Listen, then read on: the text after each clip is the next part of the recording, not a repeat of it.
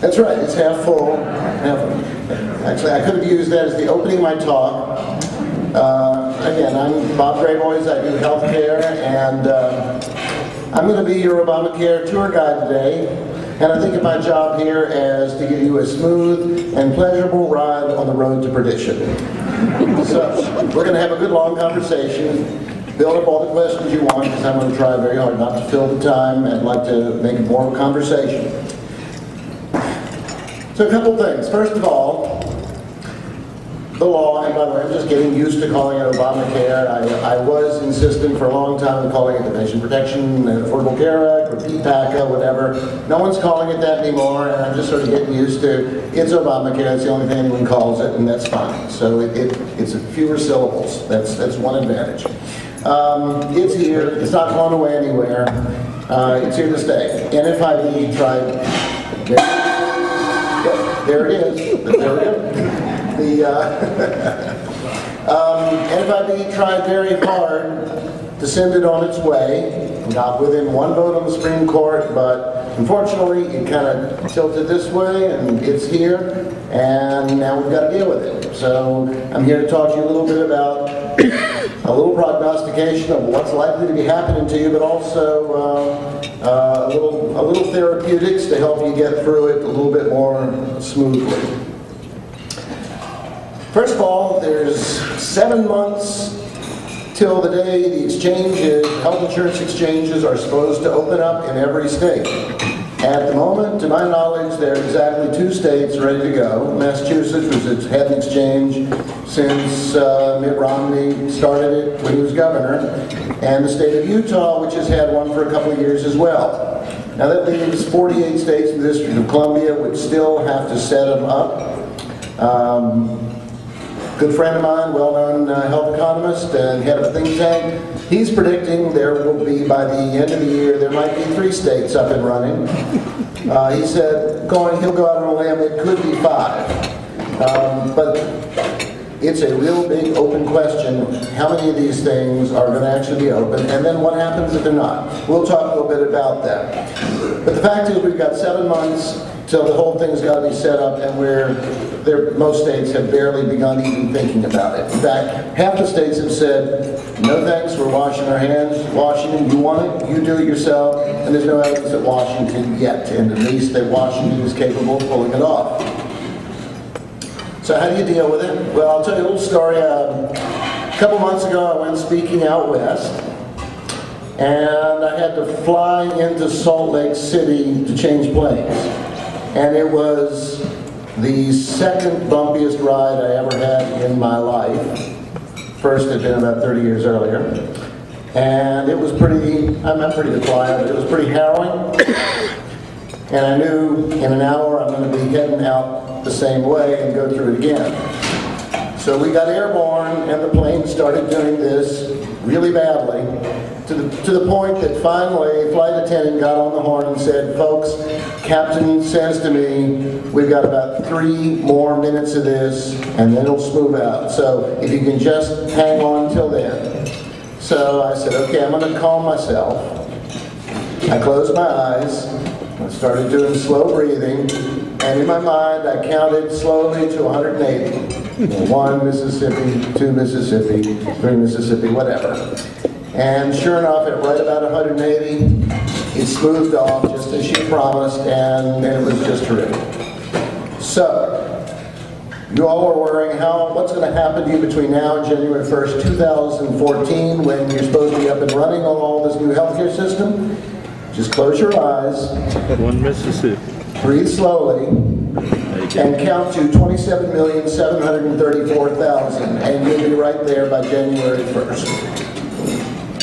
Now, before we get started actually down this road, I'm going to have to tell you, NFIB doesn't give you business advice. I'll tell you sort of the diagnosis as we see it, the way we see things fit. You're going to have to talk to professionals. People ask me, what's the most important thing I can do in preparing for this? I tell them, add 3 bedrooms onto your house. 1 for your accountant, 1 for your attorney, 1 for your broker, because you're going to be spending a lot of quality time with all 3 of them. And I am serious about that. You're going to have to ask and ask and ask, because we don't know what the legalities are going to roll out looking like. You're going to have to stay abreast of it. Your business this year is the health insurance business. I don't care what industry you're in, you're now in the health insurance industry. That's the key spin on this. And there are lots and lots of questions out there that you're going to have to be asking all year, and for which there are no answers right now. What will an insurance policy cost come a year from now? You'll see all sorts of forecasts, but quite frankly, this thing is so different, so far out, so distant from anything in our experience that there really is no way to tell exactly what it's going to cost. One thing you can be assured of, it's going to cost a lot. The price is going to, the Affordable Care Act is going to make it unaffordable for a lot of people. And by the way, some people who were strong supporters of the law are beginning to realize that and write about it, about the train that's coming on it. You're going to have to ask, what's the impact on your state and federal budget going to be? Because we don't know. You can get an estimate. Congressional Budget Office, bless their heart, they do a good job. They try very hard, but they're under very tight restrictions of how they can do their forecast. They don't know what's going to come down. If you want to look, you can see some of their recent forecasts. The federal authorities from all sorts of agencies had said, well, there are going to be about 4 million businesses eligible for the small business health insurance tax credit. Last count looked like about 170,000 of them actually took the thing up, getting an average of about $2,000 per business. And this was supposed to be something that was going to induce employers to say, by God, I'm going to go and offer insurance and hire some new people because of this generous tax credit that they keep talking about. $2,000 a business for 170,000 businesses across America. You're going to have to, your first big question is going to have to be, are you big or are you small? In Alice in Wonderland, she asked that question too, and the answer got confusing. It's going to be confusing for you too.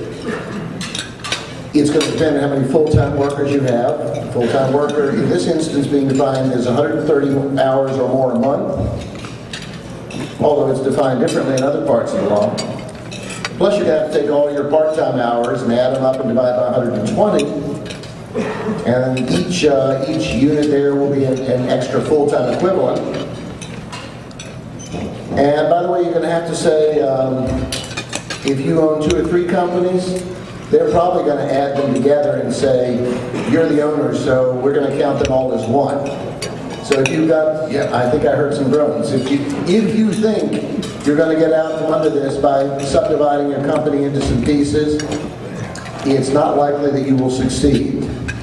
And in fact, there are provisions within the law that say specifically, if you change the structure of your business to get around this mandate, they're just going to say, no, that doesn't count, but you're still going to stick and consider you that way. So you're going to have, but again, this will depend on what some guy in a cubicle in Washington says. Yeah, I think this guy has 3 businesses. No, I think he's 1 business. It's a complex law. You're going to have confusion about those of you who hire seasonal workers. And actually, I'll add that there's a new roll of regulations that just came out. And now, for the first time, there is a distinction made between seasonal employees and seasonal workers. And they both count very differently in this law. And they kind of define what one of them is. And the other one, they kind of said, we'll get back to you later in the year and tell you what that other one is.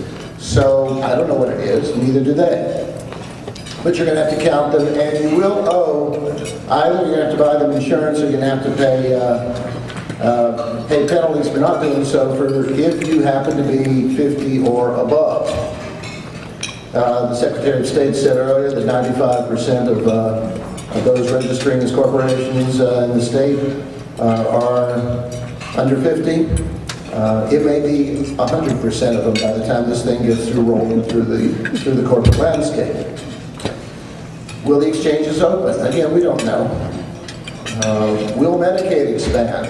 That's going to have a big impact in different states. Are they going to grow it? What are the impacts if you do? What are the impacts if you don't?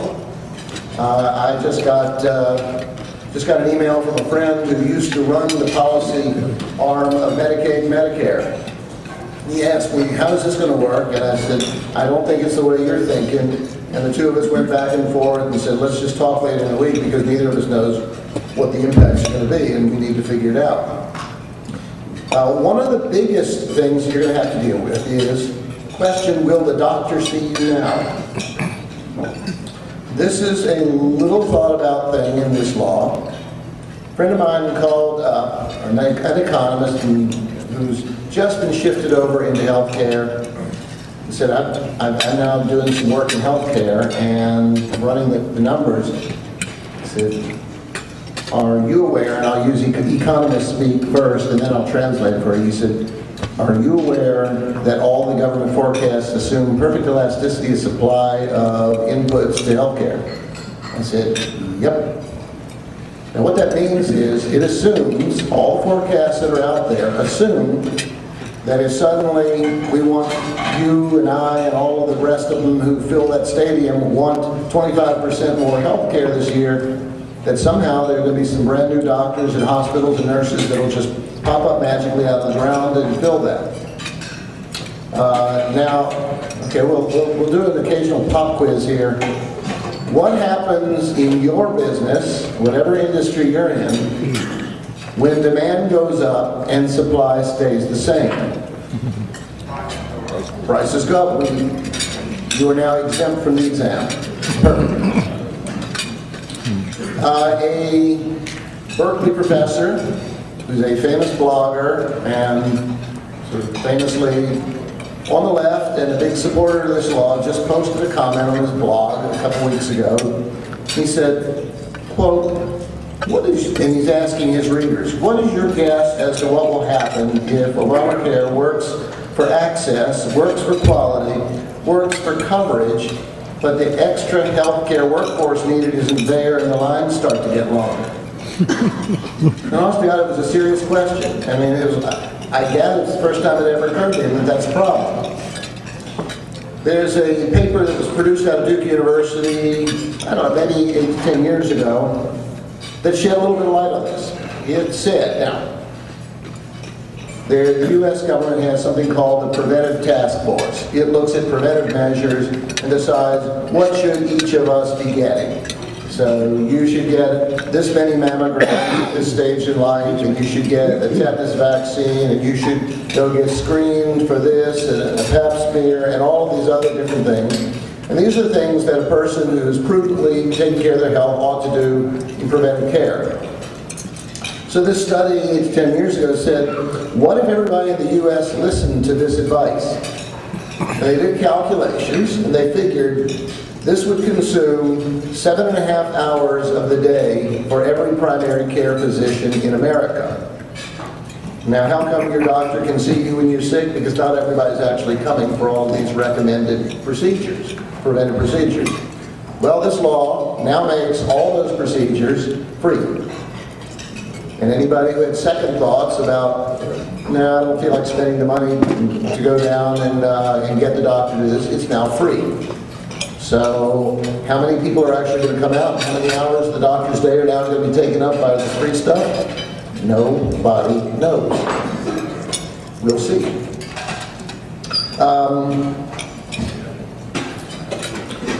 One of NFIB, we've got 2 big projects going right now. Now, first of all, if you don't know, NFIB led the charge to get one of the single worst provisions out of the law. It was the first time it was amended.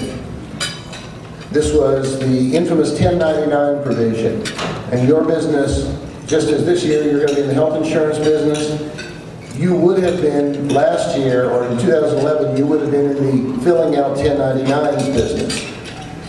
And very quickly, everyone realized this isn't going to raise any revenue. The president said this has got to go. Harry Reid said it's got to go. Nancy Pelosi said it's got to go. John Boehner said it's got to go. Mitch McConnell said it's got to go. Everybody said it's got to go. It took 6 months of struggling and fighting to get them to take 164 words out of this law to get rid of a small, useless provision that everyone agreed would do no good and would do incredible harm. We got it out. But now there are two other biggies that we're fighting. One is the health insurance tax. Politically, it sounded lovely. We're going to tax those health insurers. So we're going to take a health insurance company and tax them for every policy they sell. Well, the insurance company is going to write the check. Who's actually going to pay the bill? Consumer. You guys, me. Now, this tax will be about $90 billion between now and 2020. And my best guess is that in the next 10 years, if it's left unchanged, it'll be $200 to $300 billion in taxes. And guess what? It's only on you and me. It's only on the fully insured market. It's only on small businesses. It's only on individuals. Doesn't apply to the big businesses, the self-insureds, whatever. You're going to pay. And really interestingly, it's the only tax I know of in the U.S. tax code like this. If you are all paying this tax, and all the people in this room, side of the room decide, let's get out of this thing, let's go self-insure, you guys don't have to pay it any longer. You guys have to pick up the tab that they left behind. So, if the last person in the fully insured market in America is a small dry cleaner in Atlanta, Georgia, that guy's going to owe $14.3 billion in taxes come 2017. Yeah. We're trying to get the health insurance tax out, and we can use your help. 10 grand later. Sure, we can find ways to use you for that if it interests you.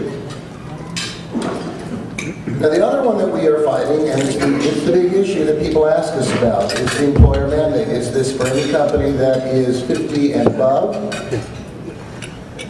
And again, 50 and above, and even if you're below that, it might affect you because you might have to turn down a contract. You might have said, you know, my ship's about to come in.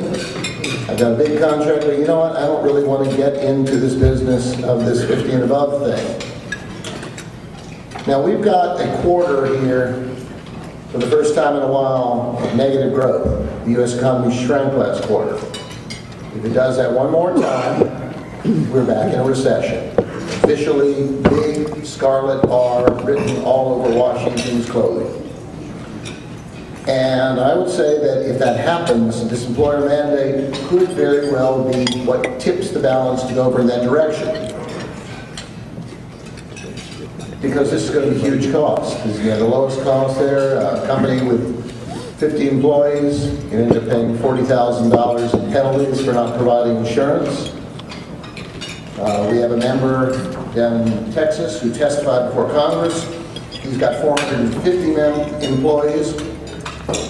They tend to be relatively low-wage employees. He's offered insurance. They have refused it over the years.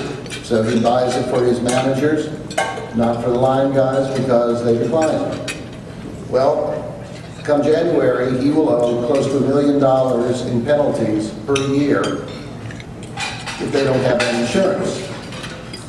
And as he told Congress, I don't make $1 million. So you're going to send 450 people out of work, or I'm going to have to sell this off and break it up into pieces to other people. So now we're beginning to see all sorts of strategies coming out about how do you stay under the radar, under the 50 radar. So first of all, a couple of restaurant chains made big news by saying we're thinking of just cutting our employees back to below 30 hours a week, which would keep them below that level. And they caught all sorts of grief.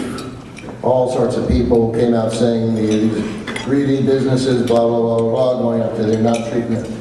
So all you got to do is sit back and wait a little while.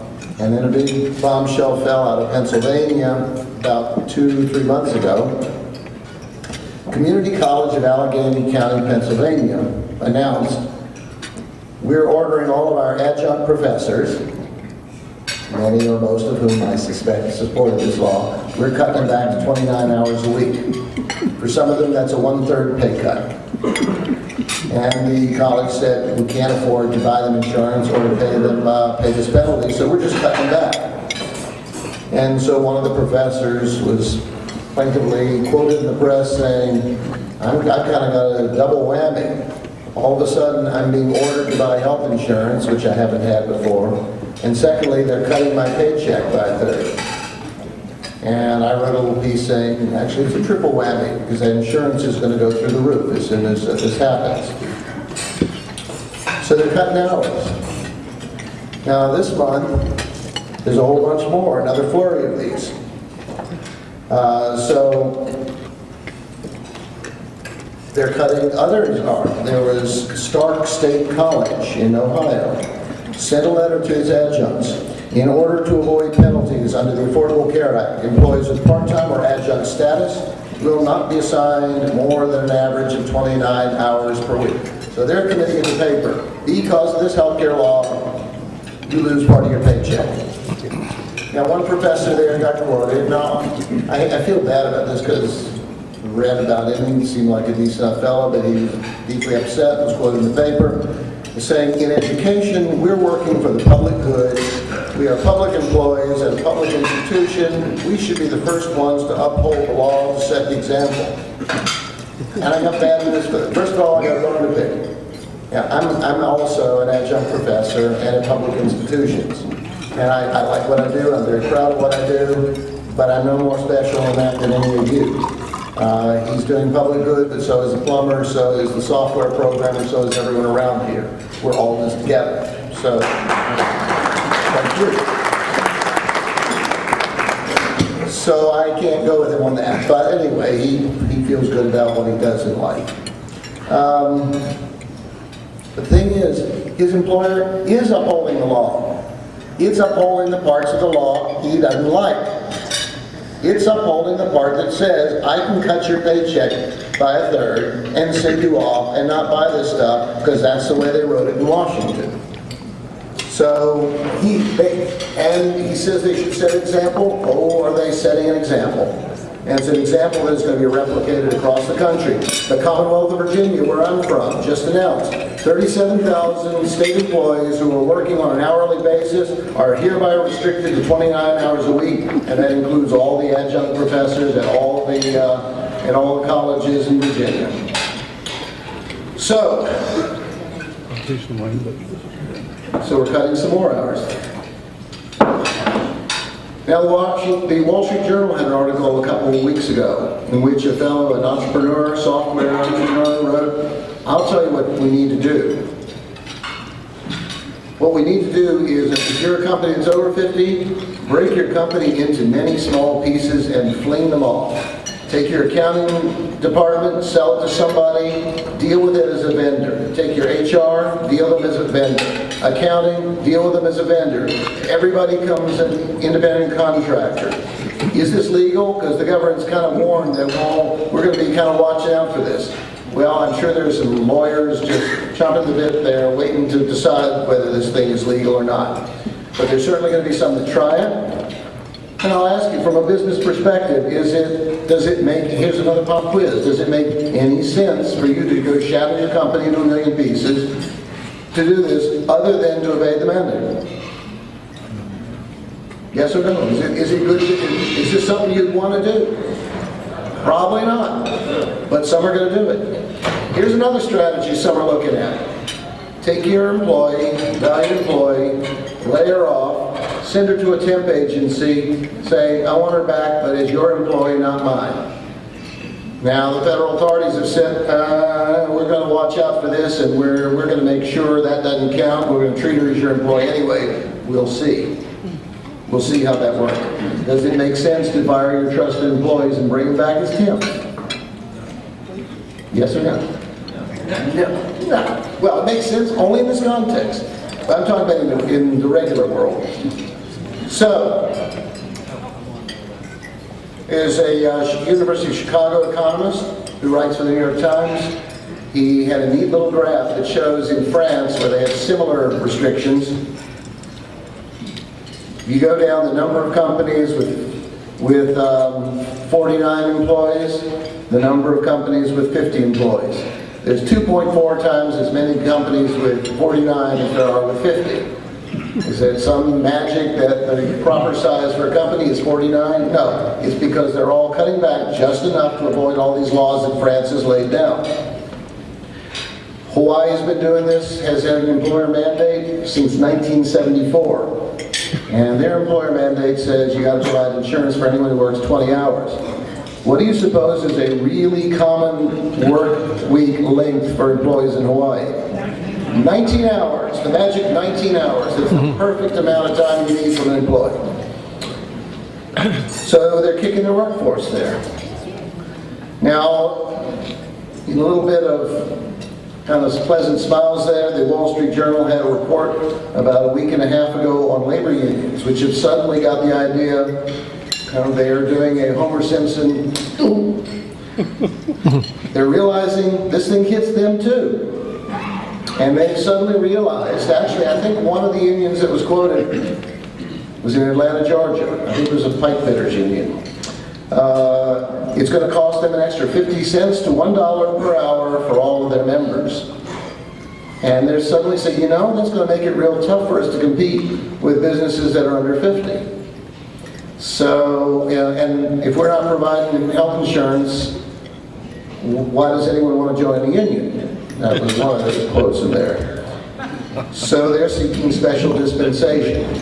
You're not supposed to get a subsidy if you're getting employer-provided insurance, but they're kind of saying, well, could it be a little different for unions? Could we have our cake and eat it too?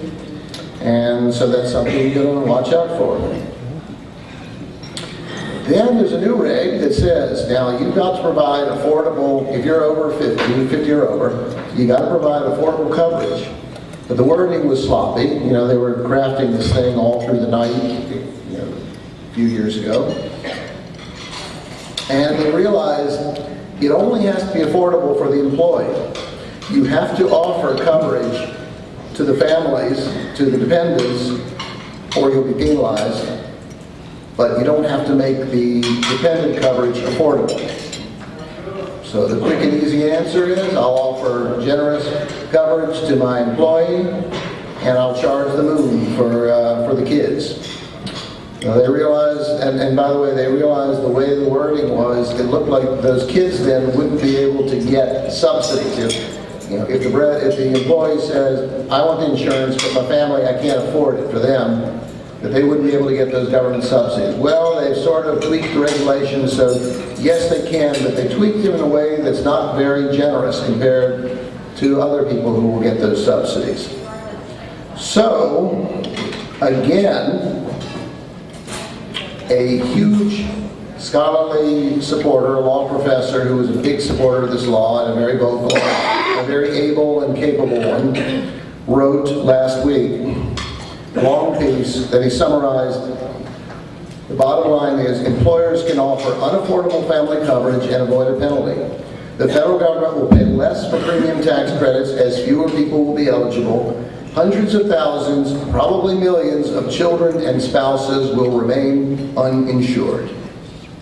Again, this is someone who was a big supporter of the law.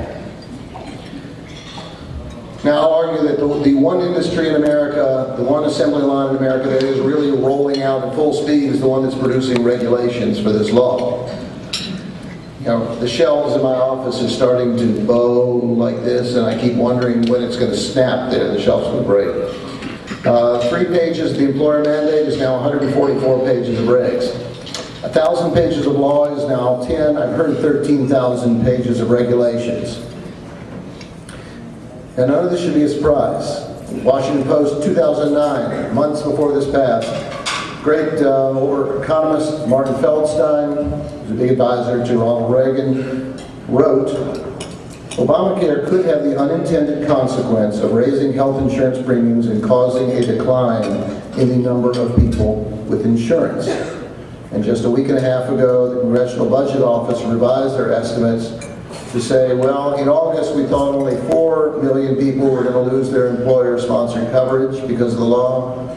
Now with the new regulations, we think it's 7 million. and I will guarantee you it's going to continue rising. And so this mandate is arguably falling apart. And that is why NFIB says it's time for Congress to act and get this off the books because of the damage that it's doing to the American economy. And in a piece that I've just written that will be out next week, I have summed up all these points that I just made to you about the employer mandate. The whole thing can be summarized as cut some hours, cut some more, cut departments, temps galore. Kick your workforce, kick yourself, kick the children, break the shelf. Mandate crashing, time for trashing.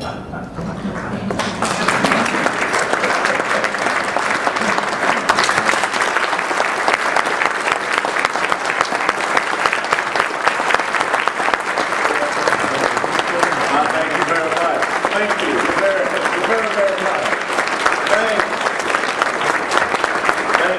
Thank you. I'm delighted to be here. Thank you, Gary, for that introduction. Gary doesn't talk that much in the neighborhood. You all have got more out of him in this one meeting than we get out of him in the whole neighborhood over the course of a year. But I'm delighted to be here. Thanks again for that warm welcome. And I want to thank all of the people at NFIB for this invitation. And the person that he was referring to on the Kemp Commission was someone that many of you might know, a fellow by the name of Jack Ferris. Jack Ferris and I fought the good fight in Washington, D.C. together when I was head of the National Restaurant Association. That's when Jack and I first met. We also worked together on the Kemp Commission. Jack's a great guy. He's still a good friend today. And that's how far back my relationship with NFIB goes. Because I've always been a friend of NFIB because businesses have always been my friend. Unfortunately, we do not have people in Washington, D.C. who understand you. They don't understand your business, and they don't understand me. And when I often get asked, like I was when I came in, well, how are you enjoying the radio show? I said, I'm loving it. They said, what is it that you love the most? Every day I get to irritate liberals for 3 hours. On the radio. And I get liberals who will call in and admit that they listen to me, which is a good thing, because that means that some of them might be savable. We're not going to save them all, y'all. You've heard me say that, but some of them we might be able to save, but we're not going to save them all. I am going to take questions after I make a few opening remarks, because I would rather talk about what's on your mind, questions you might have, rather than just what I could stand up here and pontificate for the next 4 hours. Well, at least 3. Remember, I do that for a living. But I don't want to do that. I want to answer your questions about what is on your mind. Now, one of the reasons that I accepted this invitation, in addition to being a friend of NFIB going back to the early 1990s, is because I believe that you and I hold the key collectively to get this nation back on track. And I'm working on ways to do that. I didn't make it to the White House, but I made it to the microphone. And you can do a lot if you have people that are willing to listen and willing to work. Probably the best way to describe what my personal mission is today in terms of trying to help take back our government. Oh yeah, I use that terminology, take back our government, because our government has been hijacked by the liberals, hijacked by people who do not understand the free market system, and hijacked by people who want to turn this country into something other than what the founding fathers had in mind. The best description that I heard most recently, that I had not heard this analogy before, came from Dr. Ben Carson. Some of you all saw that great speech that he gave at the National Prayer Breakfast. It was absolutely riveting. And if you have not seen it, you can see it posted on hurricanetv.com. CAINTV.com. It is worth watching the entire thing. He basically set the national media back on its heels. They're still talking about that speech that he gave. Now, because he didn't get personal relative to President Obama, he never mentioned President Obama by name. He never said Republican. He never said Democrat. He never said liberal. He never said conservative. He simply spoke facts. And liberals can't handle the facts, as you very well know. And then the liberal press came after him for bringing up issues such as national debt. They said, well, that probably wasn't the right forum for him to be bringing that up. Bringing up things like fairness, according to the Bible. The liberals said, well, that probably wasn't the right forum to bring that up. It was a prayer breakfast. I think maybe talking about something from the Bible might have been a good idea. But you see, liberals do not want you to criticize them. They want to silence you.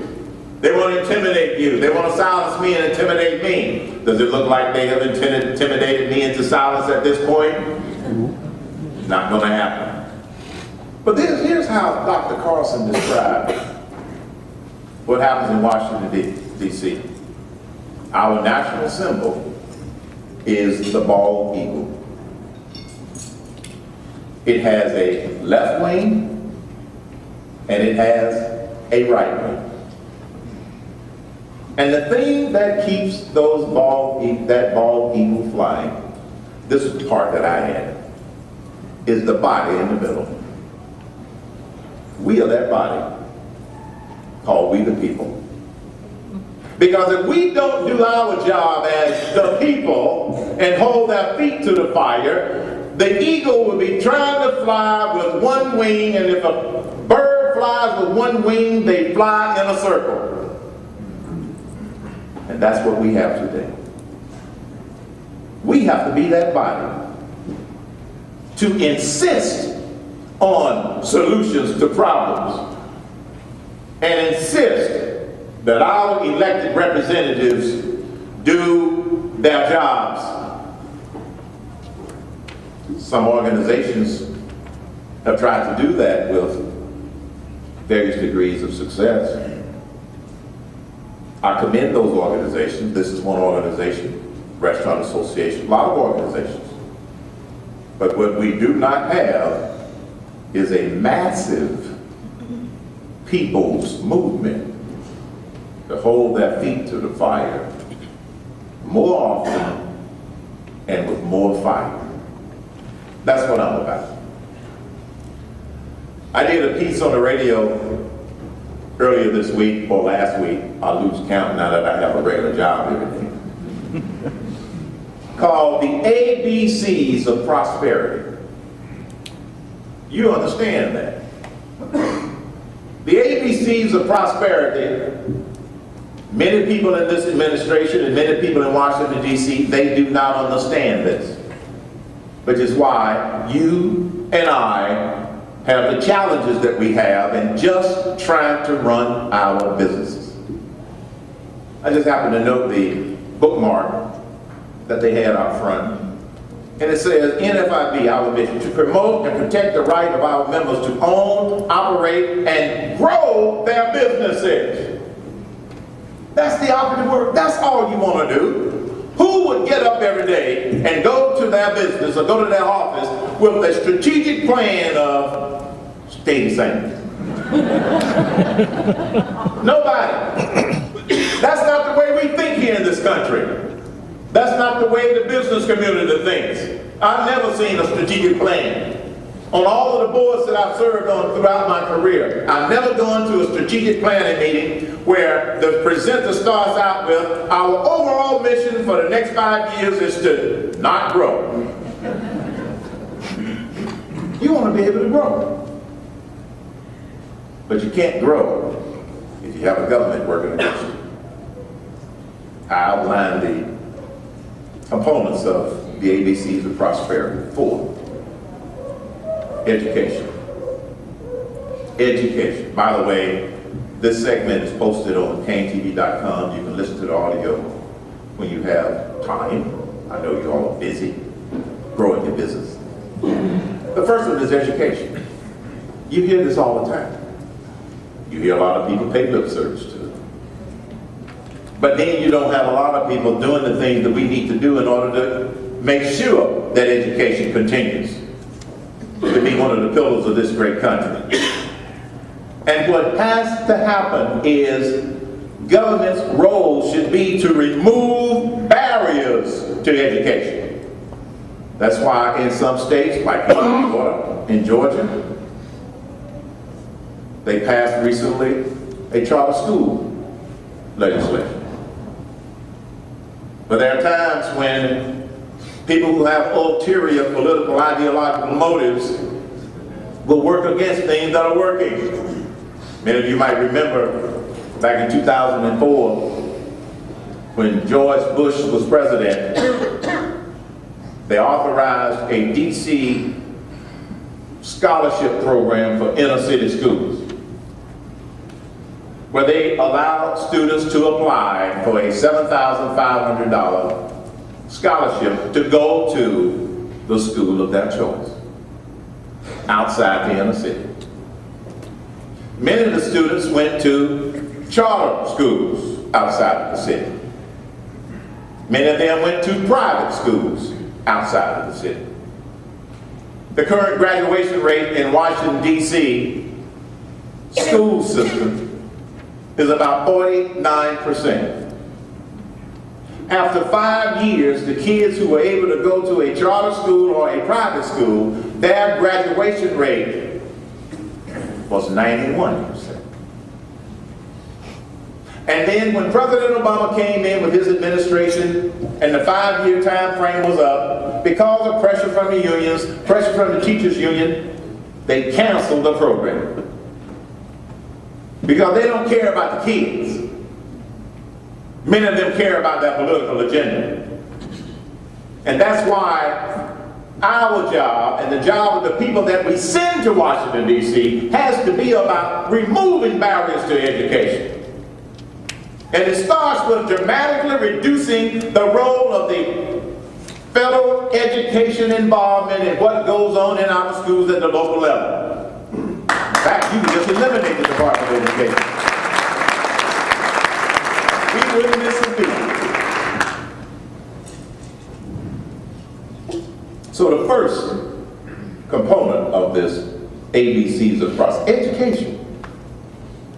And the more that we emphasize and promote and push getting government out of the way, better off we're going to be in terms of the road to prosperity.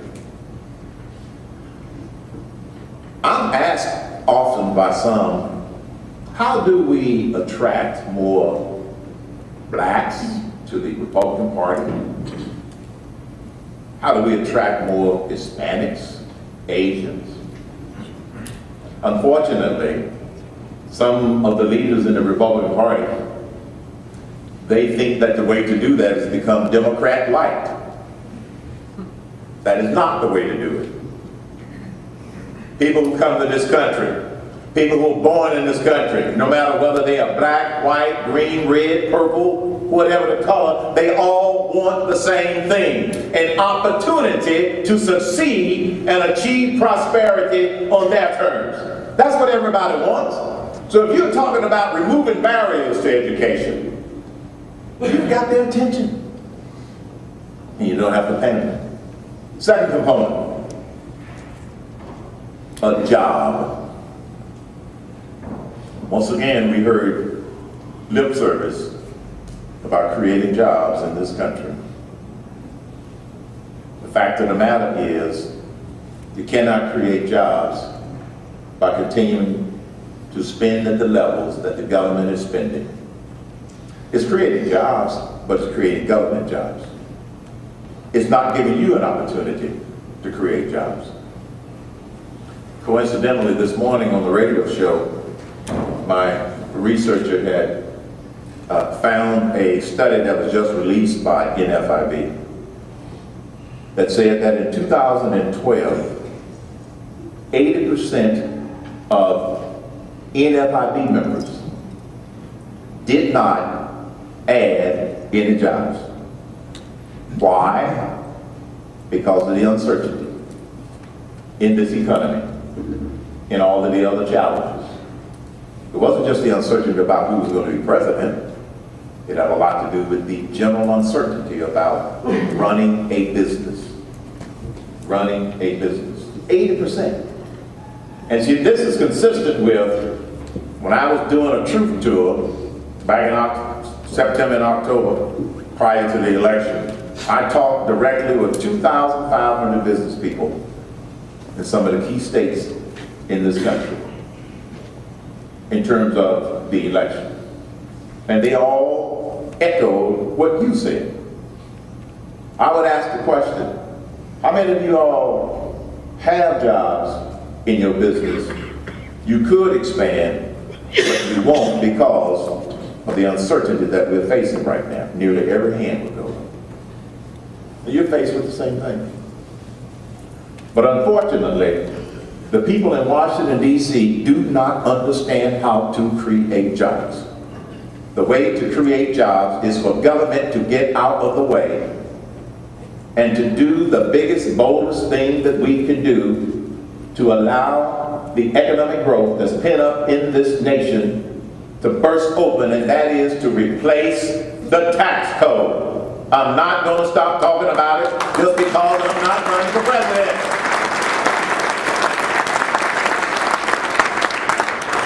We've got to replace the tax code.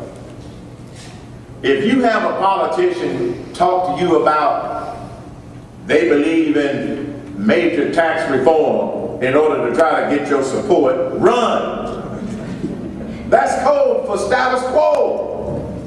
You cannot reform a tax code that has nearly 80,000 pages. When I was on the Kemp Commission, I used to ask the business people when we would travel around, I said, does anybody in here know anybody that's ever read all of the pages of the tax code? No. Nobody's ever read it, not even the IRS. They've got different departments responsible for the first 10 pages, the next 10 pages, the next 10 pages, the next 10 pages. And we spend billions of dollars every year trying to make sure we stay out of jail for a code that is incomprehensible. They can talk about a lot of other things in terms of creating jobs, but the biggest thing that can be done is to replace the tax code. That's how jobs will be created. That's what people want. You've got jobs in your businesses if we could get government out of the way. And no, I'm not going to stop pushing that idea. It's part of what I'm about. So first, removing the barriers to education. Secondly, removing the barriers to job creation. Current administration doesn't get it. Thirdly, removing the barriers to a career. You know the key to people having a successful career is for a company to be around long enough to give people careers. It gets back to getting government out of your way. Getting government out of businesses' way. So people can pursue a career. Oh, it's unusual nowadays for somebody to work for a company 35 years and get that gold watch and retire. That's very unusual, but why not give people that opportunity? Why not give them that chance? By making it possible for businesses to survive and thrive long term, rather than just try and survive year in and year out. That's not what business is supposed to be about. When I first graduated from Morehouse College, right here in Atlanta, with my degree in mathematics and physics, I went to work for the Department of the Navy in Virginia. And I thought I was going to be there for 30 or 35 years. Not. After I was there for about 6 years, I said, it's time for me to move on. Because I did not want to retire on the job. I had other aspirations. And I didn't know where my career was, or how it was going to unfold. I never dreamed that I would be an executive with Burger King Corporation. Because when I was working for Pillsbury and I was an executive at Pillsbury, I thought that was going to be my last good job. Vice president of the Pillsbury Company, living in Minneapolis with indoor parking. I had a ride. I thought that was the best job.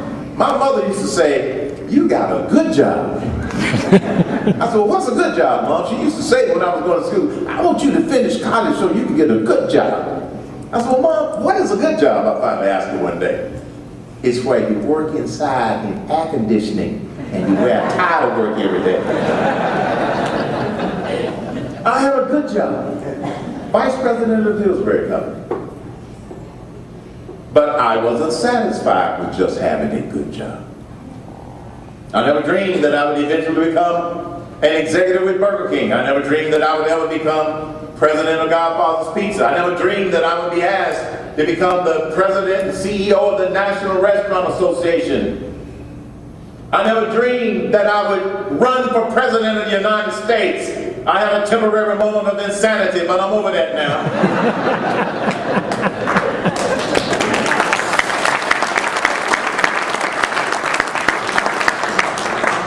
I don't regret for 1 minute doing it. And Gary mentioned something about how hard it is to make the decision to run for any public office, especially president. It's even harder to decide when to stop. I made a decision to put family first. That was the driving decision behind me dropping out of the race. I appreciate all of the support that I got. I got a lot of support from a lot of people. We ran a very successful race, but I did not realize the depth of dirt to which politicians would go to try and stop you. And when it starts harming your family, you got to make a different decision, and I did. Education, we got to remove the barriers.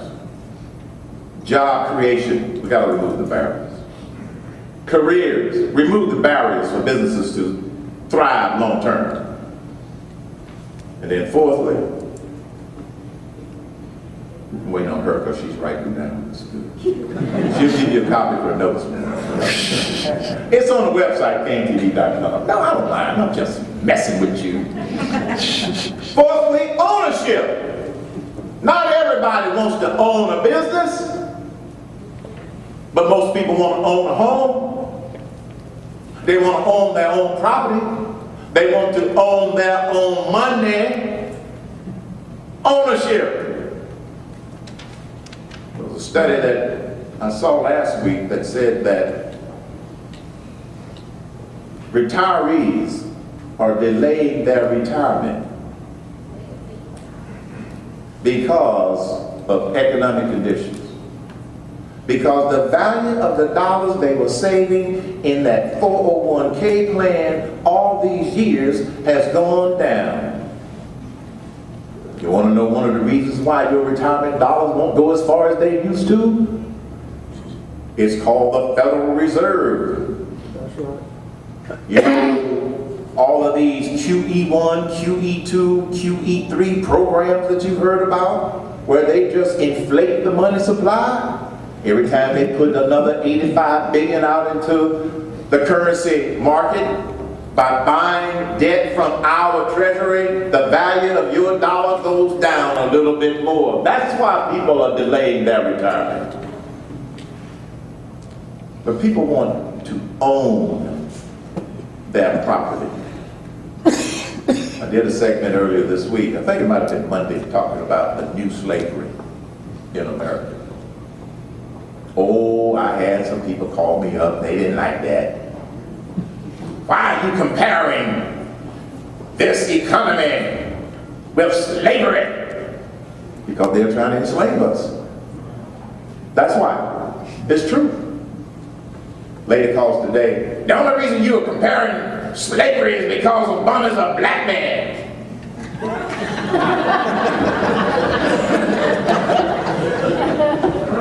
Her name is Joanne. I said, Joanne, let me tell you what I said first, and then I'm going to tell you where I got the information from. I talked about the fact that with the old slavery, early in the history of this country, which is a black eye on us, another man was owned as property. Today in the new slavery, the government is trying to own our property, our income, our savings. And under the old slavery, it took 32 years from independence in 1776 for this nation to rise above the concept of enslaving another human being and pass the 13th Amendment. 32 years, we were able to eliminate slavery in this country. It speaks volumes about the conscience and the morality of what the founding fathers envisioned. I wrote another book called They Think You Are Stupid 7 years ago. Obama wasn't president. And in that book, I wrote a section called Economic Slavery. You see, there are a lot of people who want to see everything as some sort of racial or color attack. And my boss, my program director, points out to me all the time, you don't have to worry about that crap. I've been called racist. I've been called Uncle Tom. I've been called a lot of names. But I don't let name calling bother me, folks. Because just like you, my mission is to make sure that my children and my grandchildren will have similar opportunities that you and I have had in order to be able to achieve our definition of prosperity in this country.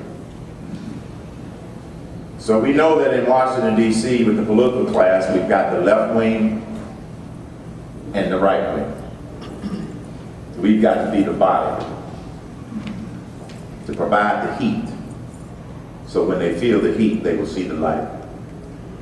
And that's why I've started an online activist group called HITM. Hit 'em. HITM. Guess where you can find it? KingTV.com. HITM stands for Herminators Intelligent Thinkers Movement, because ignorant people are running America.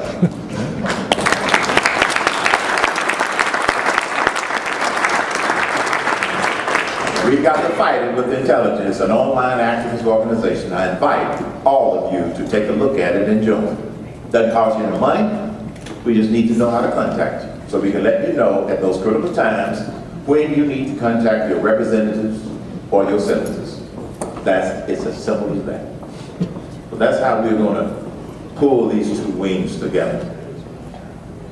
And one of the frustrating things that a lot of people call into the show about is they're frustrated because they understand the challenges we face, they understand just how messed up things are, but they're frustrated about, well, what can we do about it?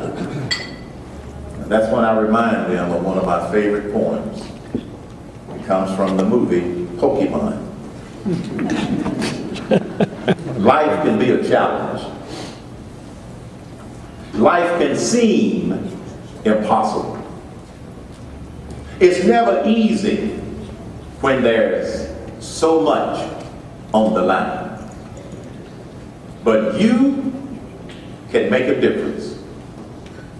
There's a mission just for you.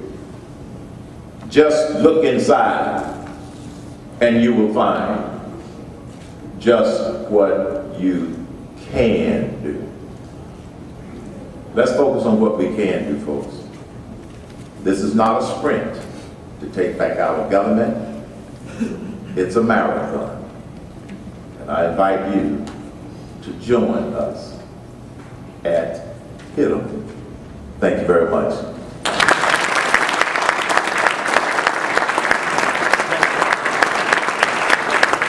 Thank you. I'll take a few questions. They have given me time for that. See, those people get ready to go create some jobs.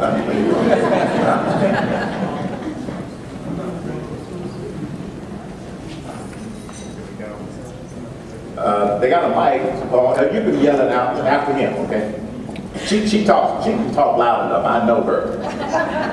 Go ahead, sir. Thank you, Mr. King. I appreciate you being here today. Whenever I get a chance to speak with a guy like you, I always like to kind of propose a question. And since you're a big ideal guy, we didn't have a federal income tax before 1913, and in 100 years we've gone from 0 to, over 50% for the average American. And my concept is to put forth a way to constitutionally limit the amount a citizen can be taxed by percentage of their income. Because currently there absolutely is no ultimate limit to the burden we bear and what the government can take from us. And until there is one, I don't know when it will ever stop. This is why I proposed the 999 plan. Because it would do several things, but the biggest thing that it would do is it would be visible and simple, and if a politician proposed to us raising the 999 to 12, 12, 12, like some people said, we would know about it. The problem with the current tax code is we get hit with sneaker taxes, little by little by little. Let me give you an example. I work for Cox Radio / WSB, and I just happened to look at my pay stub. How many people in here can remember when your pay stub or the pay stub that you issued to people using a payroll service used to say Social Security and Medicare? How many of y'all remember that? Right. Then one day you wake up and it doesn't say Social Security and Medicare. It says FICA. Who the hell is FICA? When my son turned 16, he was working at one of my Godfather's Pizza restaurants. And when he got his first real check, not dad giving him money for mowing the lawn and stuff like that, he called me up and said, "Dad, I got my first paycheck." I said, "Good. Welcome to the workforce, son." He said, "But Dad, I got a question." I said, "What?" "Who is this FICA guy?" "That's your new business partner." Now they've changed it again. I had to call the head of human resources and ask, "What the hell is this, Kathy?" Now, at least on their pay stub, they have MED, which is Medicare, and OASDI.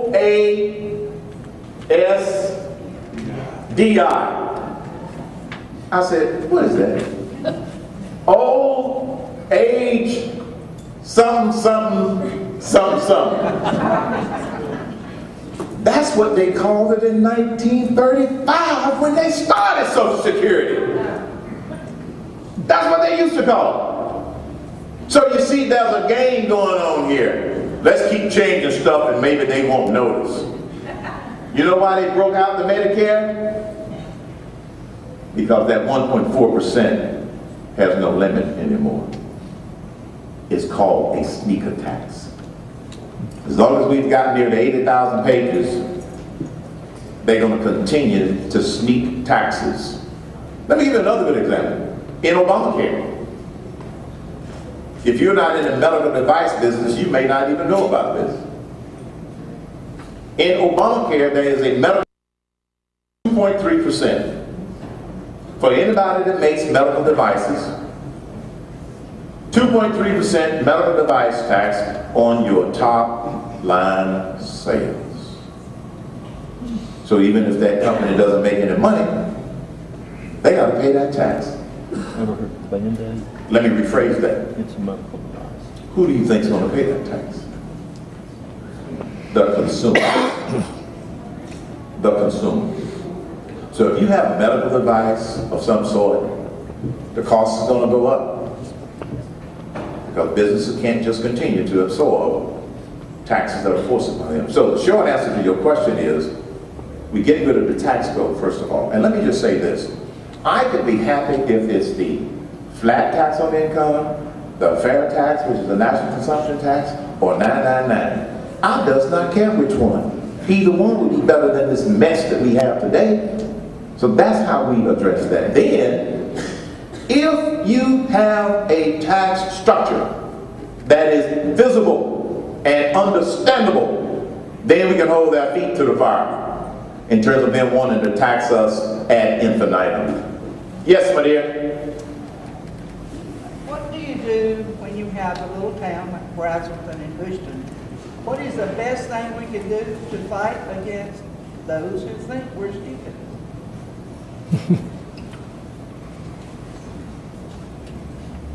The question is, what is the biggest thing that we can do to fight against those that think we're stupid?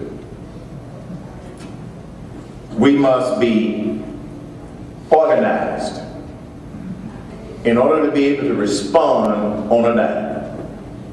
That's why I created HILA. That doesn't mean that you shouldn't be members of these other organizations.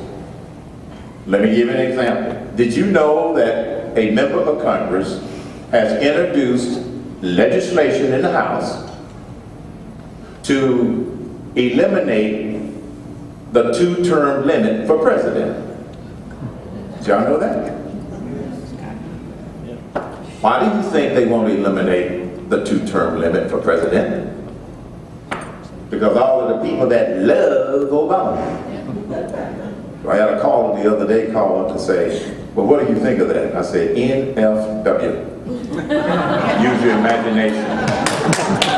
Use your imagination. Some of y'all ate too much, see? It's kind of cascaded across the room. So first we got to be organized and being able to respond quickly to the stuff going on in Washington, D.C., because sometimes we don't hear about it until it's too late. And that's why we are creating this online activist organization. And thirdly, be knowledgeable. Find at least one or two sources that you trust to stay up with what's going on. One thing you can do is listen to a Herman Cain show. Because we have one of the things we emphasize, we're going to tell you the facts, we're going to tell you the truth. We've got written commentaries on there, they're not always long. They're sometimes short, because there's so much stuff out there. You all don't realize, for the 3 hours I'm on the radio every day, I spend at least 3 hours reading and getting ready to do the radio show. And some of it I wish I didn't have to read and understand. But you have to understand it to be able to put it in context. So, stay involved, stay informed, and stay inspired that we can make a difference. Don't believe them when they say that we can. Yes, sir. Mr. Cain, thanks a lot for being here. You're great, by the way. I'm back. Thanks, sir. What do you, in your opinion, can we do to convince people who are enslaved, if you will, by the entitlement system that we have here in this country, to get them on board, to bring folks that are in the midst of these struggles to the right side? Right. First, recognize a principle of mine, and that is, we can only save the savable. You're not going to save everybody. You're not going to get everybody to see the light. And you'll know these people that are unsavable after you talk to them for about 2 minutes. After you talk to them about 2 minutes and say, did you know that we need to replace the tax code? And if the words out of their mouth are, it's Bush's fault, then you know you got a problem. Because they want to play the blame game. So just remind yourself that You're not going to save everybody. I had a very encouraging call just this morning from a guy who called to tell me that there are some of his friends that he plays golf with who are starting to see the light. So just be selective with people that you're trying to share with them the message that entitlement programs enslave you. They enslave you. But there are some people who will game the system because that's all they want out of life. But the good news is there are more people who have the dignity and the self-respect to want to earn it for themselves, and those are the ones that you share information with. Yes, sir. I've got a good friend of mine, I believe you know him, Senator Josh McCoon. Yeah. He was on your campaign. Yes, I know Josh. And he is kicking around the idea, thinking about introducing maybe late this year or next year about eliminating the income tax here in the state of Georgia. And obviously going to some sort of a sales tax. Now, everybody's asking questions about what you replace it with or what level. I wanted to get your opinion on, because everybody's talking about having subsidies for the lower income, and my answer obviously would be to have it as low as possible with absolutely no exceptions, no subsidies, no nothing, and have every lobbyist in the state go to some other state. But that's just my opinion. But I wanted, didn't know if you had thought about that here in the state of Georgia, or what your opinion on that. I think it's a great idea. I would pattern it after the national fair tax proposal, which, without having a bunch of exceptions, it does have in it a prebate for low-income people, which is not that difficult to implement. So I do believe that we should allow low-income individuals to get what they call a prebate. I think it's a great idea. You can do it on the state level, just like we can do it on a national level. But those who want to maintain the status quo, they're going to demagogue it the same way they demagogue the fair tax, which was proposed nationally. Congressman John Linder, as you know, was one of the key sponsors of that legislation.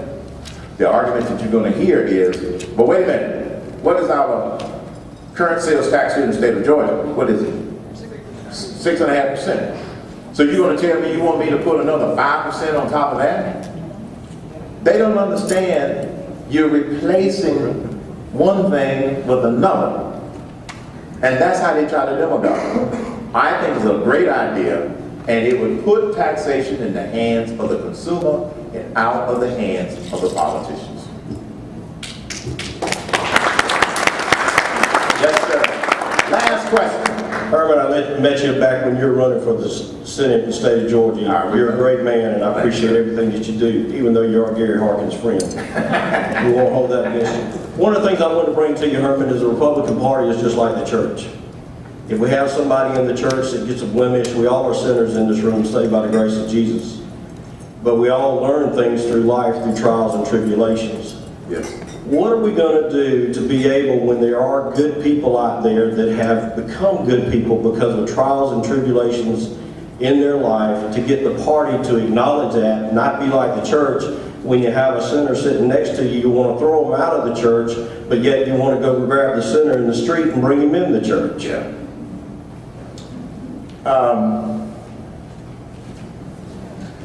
That's a very, very difficult question to answer. But since I have the liberty of being perfectly honest with you, I have issues with the Republican Party. I am disappointed with the Republican Party.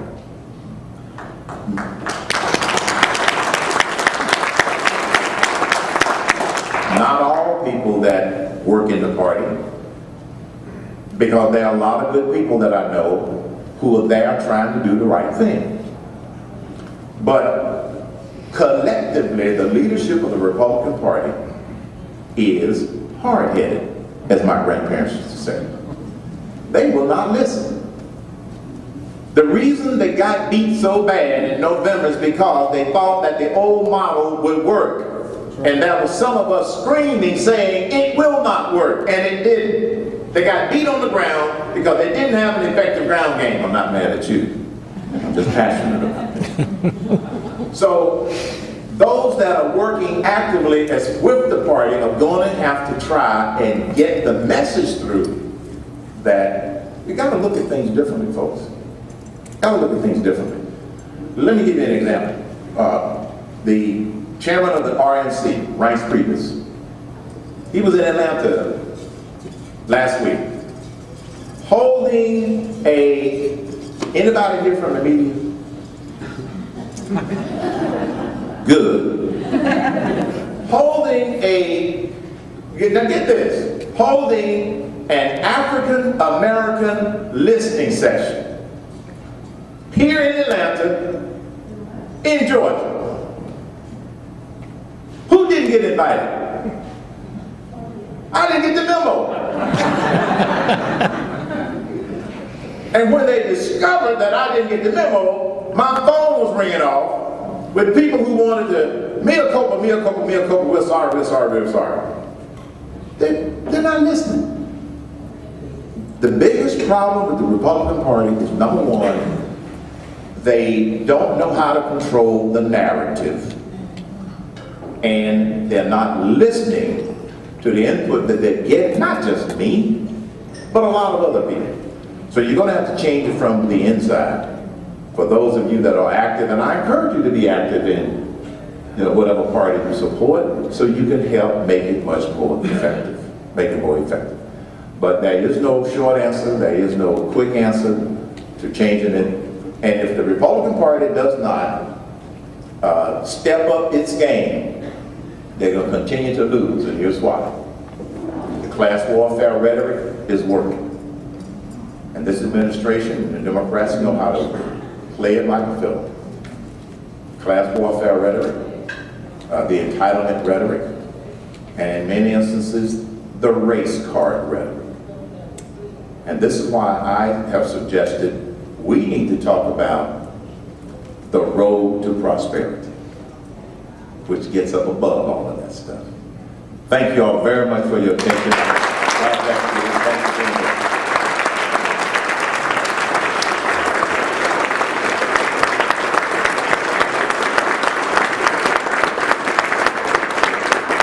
There you have it, the Gospel by Herman Cain.